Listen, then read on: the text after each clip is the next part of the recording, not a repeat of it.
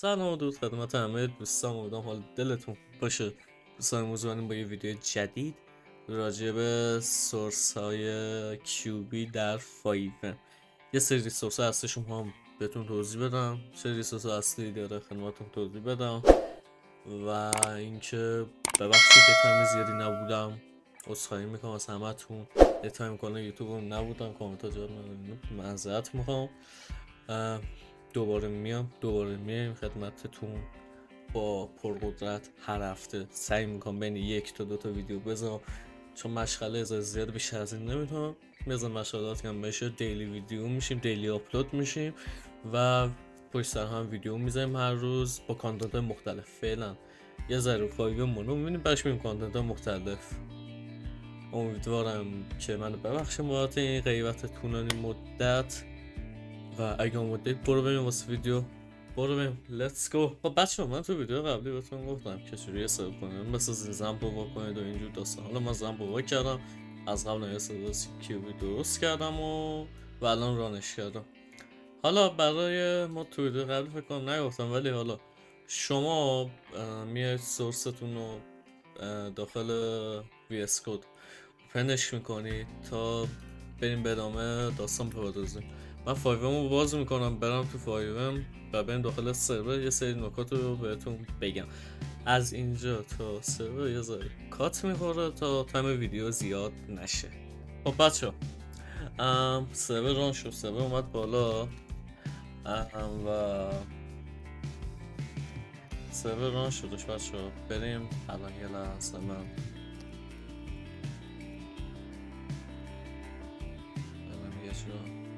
خب بچه سرور ران شد. حالا ما بریم تو سورس هستیم، ببینیم چه سورسی هست. بچه شما اول از همه سرورتون رو گیم یه همچین فضایی رو بهتون میده، یه همچین فولدری. ما با فولدر کیوبی الان کار داریم، کیوبی و بخش ادمین منو، نه ببخشید ساری، بخش کیوبی کور. بخش کیوبی کور. بچه کیوبی کور از چند تا بخش تشکیل شده: کلاینت، HTML، لوکال واسه زبان و سرور و شیل واسه چیز دیگه کار عمومی. واو، از اول از همه از کانفیگ شروع کنیم. کانفیگ اینجا لوکیشن اسپان و اسلات سرورتونه که اینجا زیاد مهم نیستش، اینجا به سرور CFG لینک. بخش مانیاست که اول از همه سرور چیز میشه چقدر داخل کش پلیر باشه. اینجا خوشم این توضیح داده کامل، کریپتوس، کشاس و خیلی چیزایی که همشون رو خودش توضیح داده. حالا ما زیاد با اینا کاری نداریم، اینا مثل جاواست دیگه نوشته، ما زیاد با این کانفیگ فعلا کار نداریم. ببین تو بخش اینجا توش بخش چند تا بخش داریم: بخش گنگ، آیتم، جاب، لوکال، لوکیشن، مین، ویکل و وپن. خب آقا اول از همه از گنگ شروع میکنیم. بچه طبق اسکریپت دیفالت سرور شما هر گنگی رو بخوایم بسازیم باید بیاین تو بیس بسازید. مثلا اینجا نوشته بالاست لیبل، بالاست گرید، مثلا انقدر لیبل. بعد شما ست گنگ بکنید، این گنگا توی اینجا که ثبت شده رو میخونه و شما رو ست گنگ میکنه. خب باز واسه اد دادن گنگی داخل سرور باید اینجا اد بدیم. این که این اصلا کاری نداره و موضوعی هم نیست. بخش آیتم رو میریم. آیتم یه بخش مهمیه، همه سرور کیوبی دارن که سرور دیفالت کیوبی 300 خورده تا آیتم دارن، 300 تا آیتم دارن. یه سری آیتم ها دیفالت همه سرور دارن. وپناس همه سرور دارن، وپنا رو همه سرور کیوبی.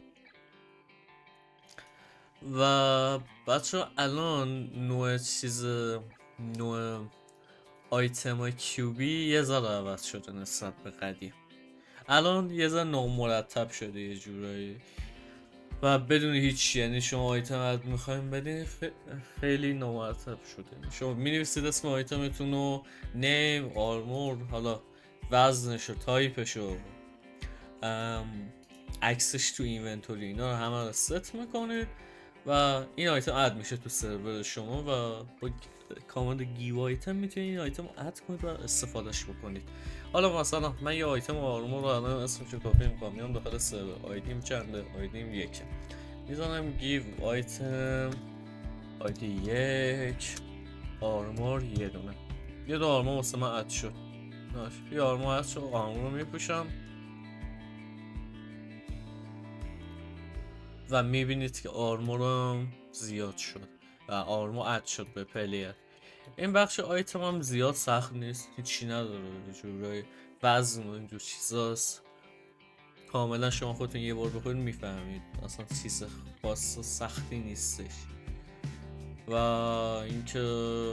اینکه دیسکریپشن آیتمتون رو دیگه چی نداره واقعیتش، خیلی آسونه. این بقیه گزینه‌هاش اصلا زیاد کارآمد نیست. حالا واسه یه سری آیتم‌های مخصوص چه کارم میام بخش جاب. خب بچه‌ها اینجوری که الان اومدیم تو بخش جاب، میبینید که یه سری جاب رو خودش میشه. این جابای پابلیک سرور، جابایی که پلیر عادی میتونن با من کار کنن و سکیوریتی ورژن جدیدش این کار کرده برای اینکه این همه حجم چیز فایل و این همه تو همه کمتر بشه. فقط جابای معمولی اومده، جابای مثلا اصلی مثلا پیده اینا رو اومده اینجوری الان نوشته که ما چیز باشیم، کنترلش دستمون باشه و بتونیم خیلی گم نشیم توی سورس. جابای پابلیک اومده توی یه خط، توی چند خط، یه خط نوشته و جواب اصلی هم حالا یه سری ایناشون میتونه باشه، مثلا ریال استیت، تاکسی، آمبولانس یا مکانیک اینا نوشته. بخش لوکال هم بچه اینو کاری نداریم، اینجا بیشتر واسه زبان‌های جاواست، هیچ کاری نداریم باشون فعلا. خب شما تو ویدیو راجع به کانفیگ صحبت کنم. اینم راجع به مپینگ‌های گبزه که شما خیلی لوکیشن‌هاشو اینجا زده واسه خودش، دیگه لازم نیست شما اد بکنید. این مپینگ‌ها دیفالتش لوکیشناش هست. من الان کازینو مپینگ‌های شما گبز بخرید اینجا هستش دیگه، خود فوله هستش، لازم نیست شما ادش کنید. اون خط لوکیشنش رو لازم نیستش اد کنید، خودش تو دیفالت کیوبی هستش لوکیشن ها. شما فقط فایل استریم شاد میده رام میکنه. میل رام کنید نداریم فعلا. یه سری اطلاعات راجع به فون و آیدی کارت و اینجور چیزا زیاد کاری نداریم فعلا، با این چیز خاصی نیستش فعلا. ویکل، خب ویکل یکی از بخش مهم. خب بچه ها شما میخواین یه ماشین رو اد بدین که ادمین کار بشه و بیاد تو گاراژ شما، حتما باید بیاین داخل بخش ویکل اد بدین. مثلا میگم یه ماشین ادان اد میدین، اسمش ادمین کار نمیشه. ادمین کار یعنی چی؟ من اسمش کار نئو میزنم. مثلا این میبینی الان ماشین رو من نمیتونم بزنم تو گاراژم، اینجا گاراژ میبینی تو این میزان میگه این ماشین مال تو نیست. برای اینکه ماشین میخوام با خودم بکنم اسمش ادمین کار میزنم. الان این ماشین مال من شد، اینو میزنم راحت میره توی گاراژ. برای اینکه ماشینا بیان، برای اینکه ماشین ادمین کار باشن و بتونن برن تو گاراژ، باید حتما چیز بشن، باید حتما تو بخش ویکل اد بشن که این ماشین ادمین کار بشه. بخش وپن های تو سرور باید اینجا حتما نوشته شده، یه وپن ادان جدیدی میخواین باید حتما اینجا بنویسید وگرنه و آیتمشو بزنید وپن نمیادش بالا، چون باید حتما داخل سورس بیس کیوبی کور ثبت بشه وگرنه نمیادش بالا. و این از بخش کیوبی کور. بخش دیگه هم که داریم، حالا یه سابم تو سرور سی اف چی اینجا یه نکته رو بهتون بگم. حالا فکر کنم تو ویدیو قبلی گفتم ولی الان گفتم بگم. یه لحظه ویس کانفیگ کجاست این؟ یا برداشتش فکر کنم ببینم. آها کیوبیکو ایوز تارگت. بچه ها ما توی سورس کیوبی دکمه داریم به اسم دکمه آلت یا همون آی تارگت. مثلا من الان روی ماشین آی تارگت میگم تاگل دور اومد واسه، حالا مثلا میزنم پچ بیکل میتونم هلس ماشین رو چک کنم یا میتونم در ماشین رو بالا ببندم باز کنم. در ماشین بستم. ما برای اینکه این برای مثلا تو شاپ همون کار رو بکنی، این مثلا من تو شاپ میرم، مثلا من یه شاپ الان من برای اینکه تو شاپ میرم، برای اینکه ای نیاد واسم، به جای ای آلت بگم بزنم و بیادش، باید اینو تورو بکنم و کنترل سرور ریستارت میدیم و همه چی میشه با تارگت. و دیگه بریم سراغ کیوبی تارگت کو.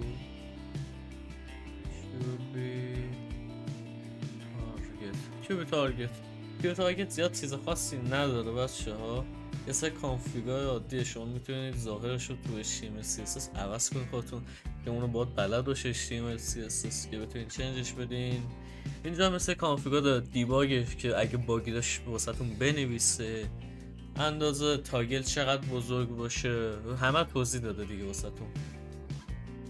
همه رو اینجا واسهتون توضیح داده و راحت میتونید چنجش بدین و استفاده بکنید. و یه سری واسه NPC اسکریپت های دیگه، NPC های دیگه که مثلا با داخل کیوبی مثلا سورس جدید ادمین و تارگتش واسط بشه، میاین اینجا، میاین تو بخش همون کیوبی تارگت، بخش نیت.lua، اینجا کانفیگاش هست. میتونید اینو یه دونه اسپیس بزنید، حالا کدتون رو اد بدین، ببخشید کدتون اد بدین و کار بکنه. و اینم از اینم نکته دیگه نداره. بخش ادمین منو هم شما یه سری کارهایی میتونید انجام بدین، فقط باید دیگه چیز کنی. اسکریپت ادمین منو دیفالت رو بچه نمیتونید زیاد انگولش بکنید، عوضش بکنید.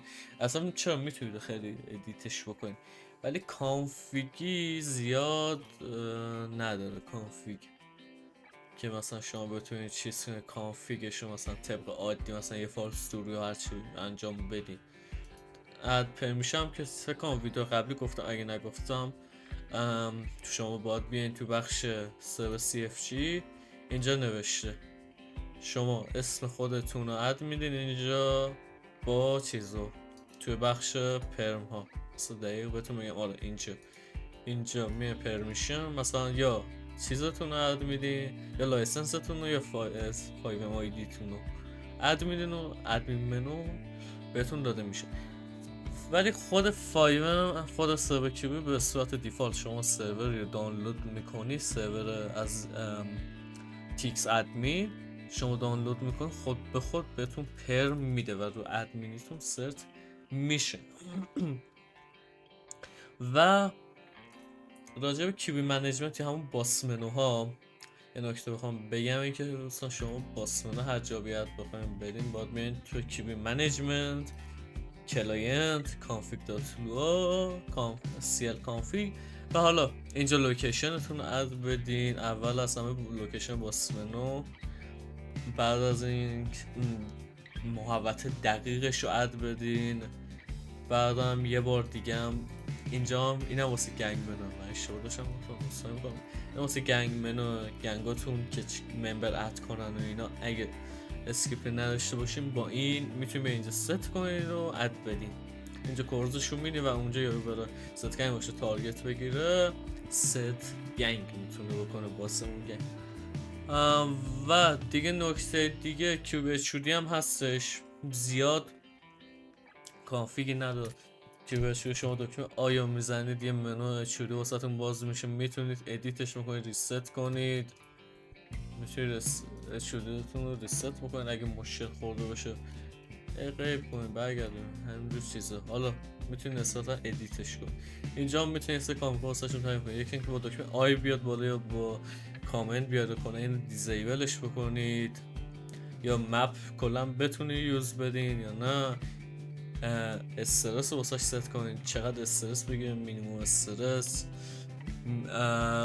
مینیموم اسپید، و اینکه استرس رو دیزیبل کنید یا انیبل بکنید. یه سری اینجور کارو زیاد چیزی نداره. اینجا واسه ماشینا رو میتونید چه ماشین استرس بدن چه ماشین استرس بدن، کاتگوریاشون رو اینجا ست بکنید. البته کاتگوری که فقط کلاس ماشینی میکنید، خود ماشین رو نمیخونه. و بخشی هم که از وایت لیست جا باشم که یه سری قابلیت واسه آیتم های پیدی فعال میشه. اینجا نوشته آیتم اونجا و دیگه نوشته و نوشته اینو مثلا جو پلیس و مدیک فقط میتونه و دیگه بقیه‌اش هم افکت و ایناست که باید دیگه خودتون مثلا باش کار کنید. افکت ایناشو درست یادم نیست، ولی خود منو هم اینجا یه سری چیزا داره میتونید لاک آن لاک کنید و مپ چکید و اینا همه میتونید لاک آن لاک بکنید بیاد تو منوتون یا نه. و دیگه دور لاک هم میتونید قفل اد بده. این خودش ویدیو جدا سالا کامل بهتون میگم، اگه قبلا نگفته باشم بهتون دوباره میگم. کیوبیسیتی حال هم دیگه چیزی نداره و همین کل سورس بیسیک سرور کیوبی همینه. حالا ویدیو بعدی راجع به اینه که ما چجوری یه جاب ادیت کنیم، جاب اد بدیم، پاسمنا اد بدیم. حالا الان به صورت خلاصه گفتم، ولی کلا با جاوا کیوبی چجوری کار کنیم و خیلی راحت این کار رو انجام بدیم. و دوباره هم یه عذرخواهی میکنم ازتون، خیلی وقت بود ویدیو نذاشته بودم و اینم از ویدیو امروز. بریم واسه آخر ویدیو. برو لیتس گو. خب بچه‌ها دمتون گرم که تا اینجا ویدیو دیدین. اگه زمان کم‌کاستی چیزی بود عذرخواهی میکنم خدمتتون. دمتون گرم که ویدیو رو دیدین. امیدوارم یه چیز تونسته باشم بهتون یاد بدم، یه چیز معمولی حداقلش. و اینکه اگه شد حتما کانال ما رو حمایت بکنید، کامنت یادتون نره و لایک، کامنت، سابسکرایب یادتون نره. دمتون گرم که ویدیو دیدین. تا ویدیو بعدی شب و روزگارتون خوش.